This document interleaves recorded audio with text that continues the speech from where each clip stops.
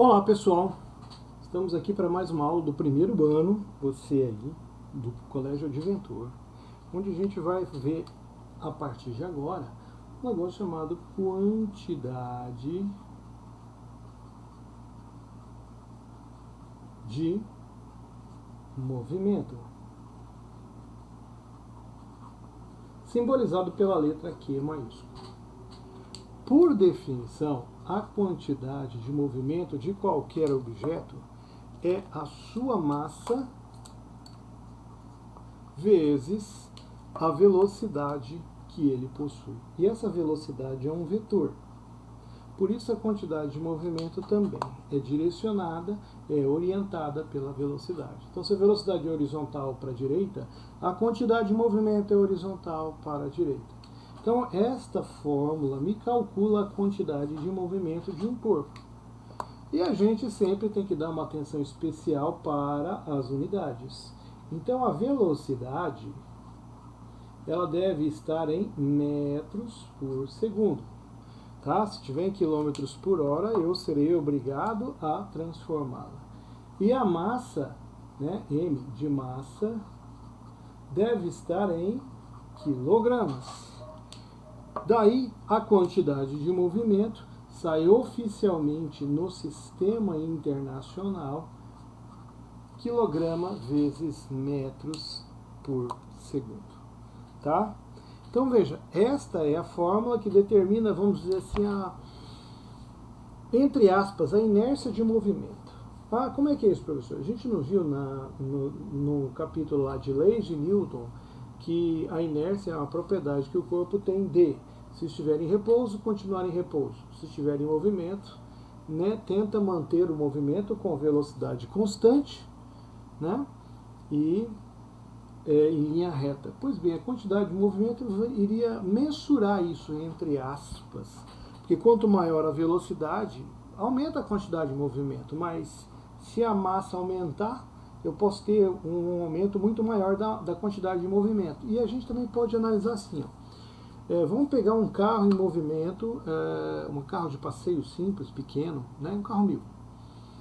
Se ele estiver em movimento numa estrada plana, retilínea, e ele perder os freios, você pode tentar frear com um câmbio, né? Reduzir de quinta para quarta e assim sucessivamente. Porque a massa desse carro, embora grande para nós, né, não é tão grande quanto a gente imagina. Agora, se você pegar nessa mesma estrada, em vez de ter um carro de passeio, tiver uma Scania, né, aquelas bitrem carregadas de soja, com quase 80 toneladas, se um carro desse está a 100 km por hora e ele perde totalmente os freios, esse móvel você não vai parar no câmbio. E se você tentar fazer uma coisa dessa, ele remonta e a carga passa por cima do cavalo, né, da cabine. Por quê? Porque é muita quantidade de movimento. Não depende só da velocidade, depende da massa. Quanto maior a massa, influencia na quantidade de movimento. É um produto. Tá? Então essa quantidade de movimento é primordial para a gente entender uma outra coisa, chamada impulso. Tá?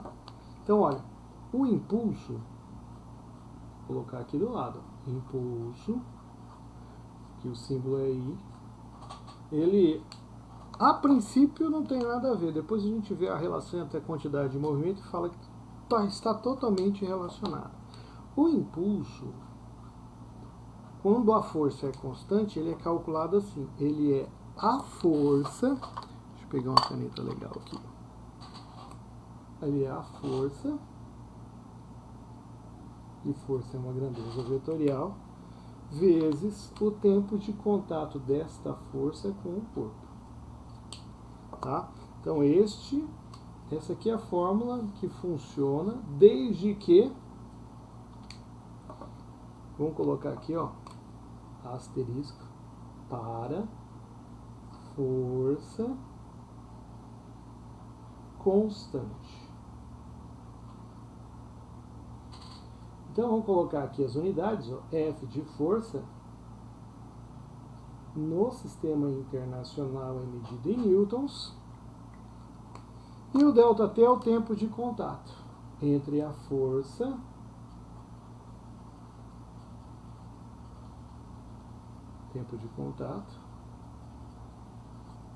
em segundos entre a força em newtons e o corpo. E aí nós temos o impulso. A unidade oficial de impulso é newtons vezes segundo. Newtons vezes segundo. Mas para a força constante.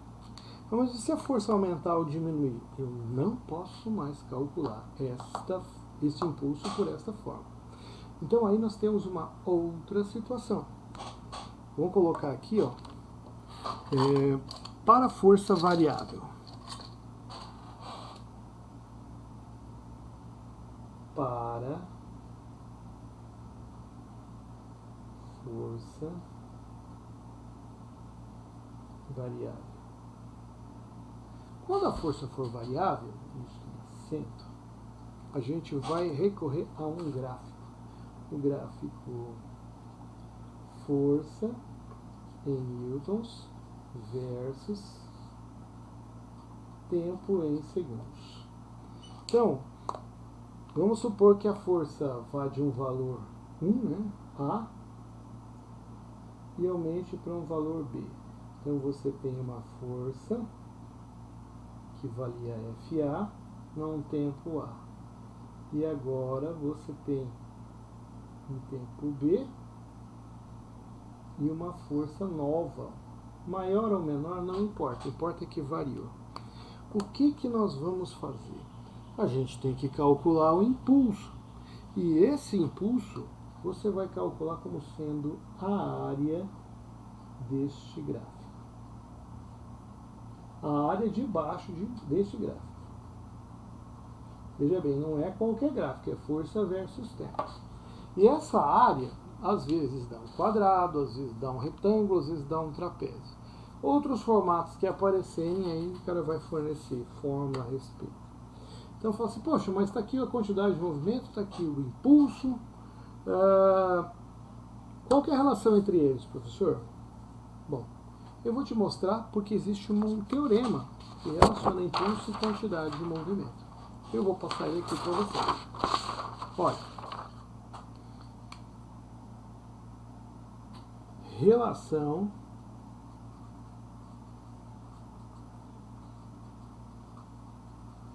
entre impulso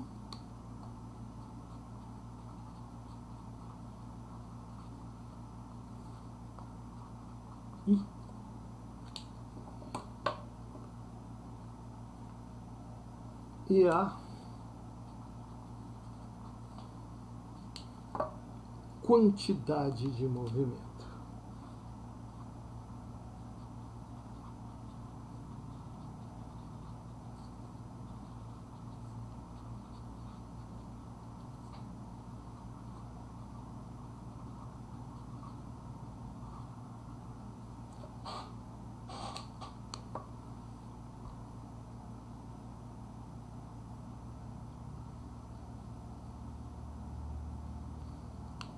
Certo?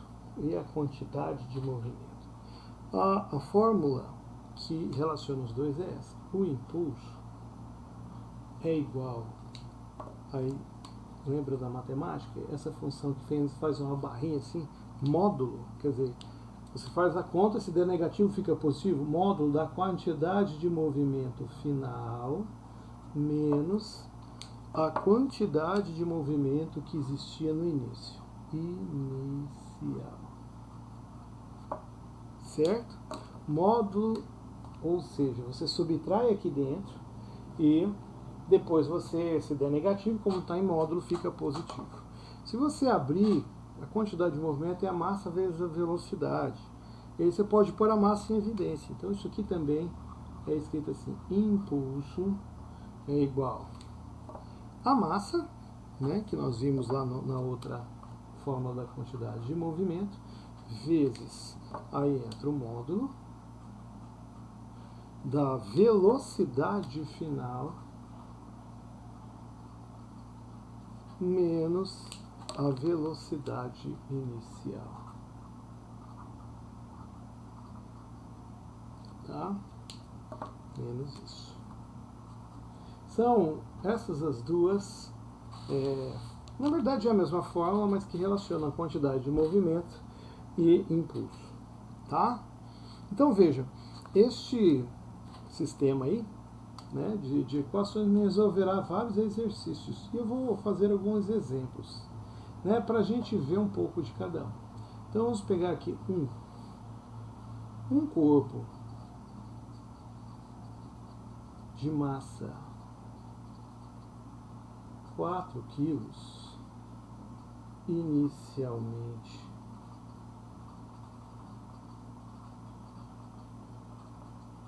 em repouso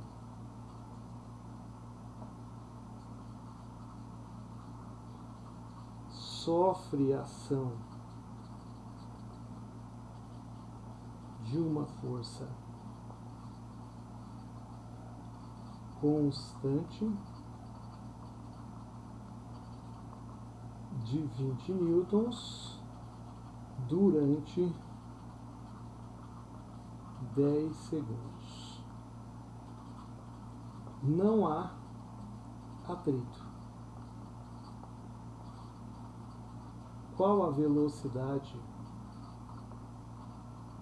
final do corpo? Uma coisa mais extensa do que a gente está acostumado. Mas não tem problema. Vamos resolver mostrando isso como exemplo. Eu te dei a massa, 4 kg. Então vamos separar isso aqui. Massa igual a 4 kg. Outra coisa muito importante, ele disse que estava em repouso. E toda vez que fala que está em repouso, a velocidade inicial é zero, porque ele estava parado. Aí ele disse que esse corpo sofreu ação de uma força constante, que vale 20 newtons. Força constante de 20 newtons. Então, a força F, 20 newtons. E também falou que ficou atuando durante apenas 10 segundos. Delta T, 10 segundos. Não há atrito e ele pede a velocidade final. Poxa, mas como é que eu vou achar a velocidade final? A única fórmula que tem velocidade final no meio é essa aqui, ó. Interessante, olha, eu tenho que achar isso aqui. E eu tenho essa aqui, porque é zero, a gente encontrou que é zero. E eu tenho a massa, ó, é 4 kg, mas falta o impulso. Mas espera aí, a gente acabou de ver durante a aula que o impulso nada mais é, quando a força é constante, que a força vezes o tempo de aplicação dessa força. Ou seja, eu tenho como calcular o impulso. Olha lá, é a força, que é 20, vezes o tempo, 10. São 200 newtons vezes segundo. E eu leio, então eu tenho o meu impulso.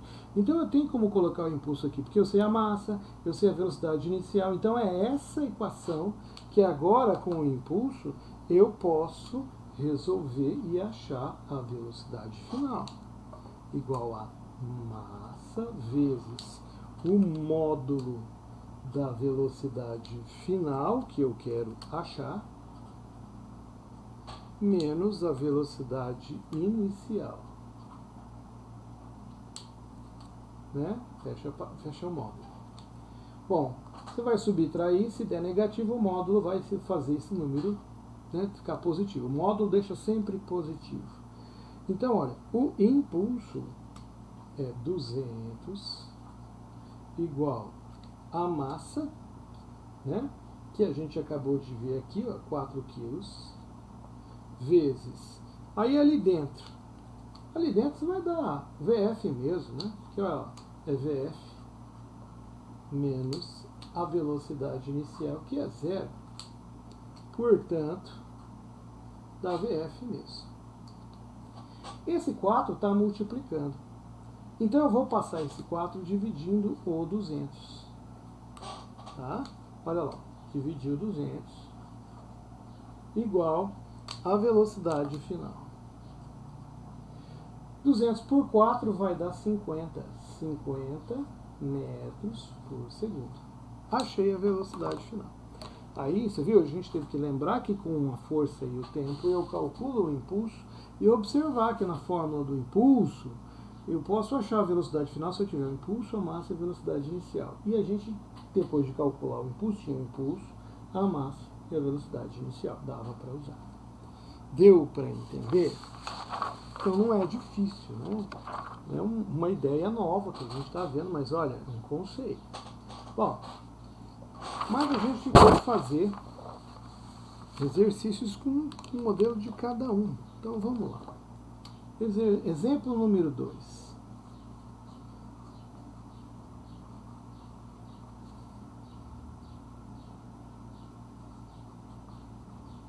Calcule o impulso de 0 a 8 segundos no gráfico abaixo.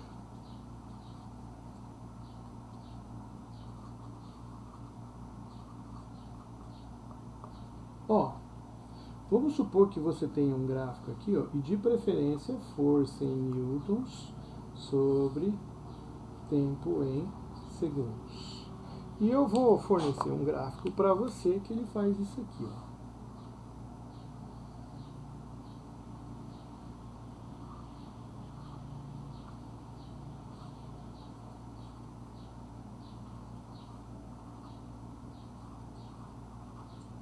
Vamos lá, vamos recordar o que a gente viu e por quê. Quando eu quero calcular o impulso, geralmente os alunos tentam calcular pela fórmula força vezes variação do tempo. E não dá aqui, porque o impulso começou com 20 e terminou em 60, a força é variável. E toda vez que a força aumenta ou diminui, toda vez que ela é variável, o impulso é igual à área deste gráfico. Olha aqui, ó. O impulso aqui é igual à área. Agora eu tenho que ver que figura geométrica é essa. Caso você não se lembre, isso aqui, ó, é a mesma coisa que isso aqui, só que ele está de pé. Isso aqui é um trapézio. Lembra disso? E como é que calcula a área do trapézio? É a base maior mais a base menor vezes a altura sobre 2. Então seria Bzinho, Bzão e H. E quando ele está deitado é H, Bzinho, Bzão. Mas aqui, né, ele está de pé. Então se você olhar, ó, no nosso trapézio aqui, isso aqui é a base maior. Ó, do 0 ao 60, a base maior vale 60. Essa aqui, ó, seria a nossa base menor. Do 0 ao 20, a nossa base menor vale 20. E isso aqui seria a altura, né? Porque se você deitar, você vê por que chama altura. Então, a minha altura, de 0 a 8, esse comprimento é 8.